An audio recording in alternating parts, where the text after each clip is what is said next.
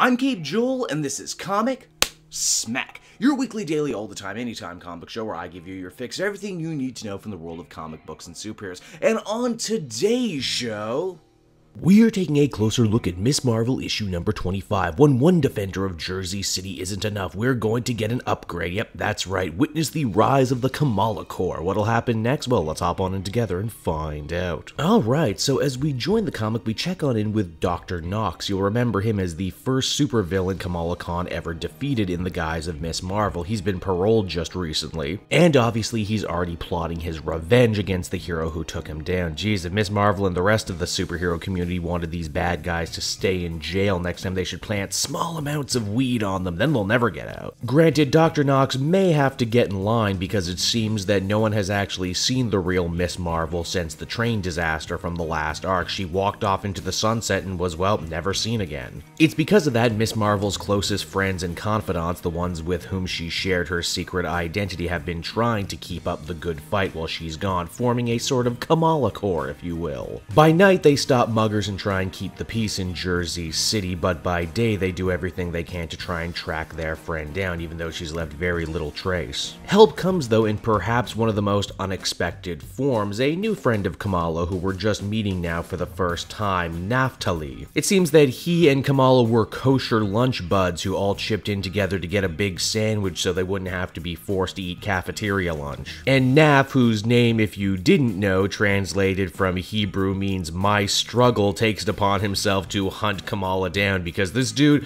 just takes sandwiches really seriously. Honestly, I instantly like this guy. He even drives a little scooter. What's not to love about him? Nav decides to hit up Kamala's brother first, who's moving out of the family house today. Amir is ultimately not that helpful. Wherever Kamala is, it seems that before she left, she was sure to swear her brother to secrecy. And because he's moving on with the next stage of his life, new house, new wife, new baby, he really doesn't want to tick off his sister at this point, especially when he's gonna need babysitting services in the future.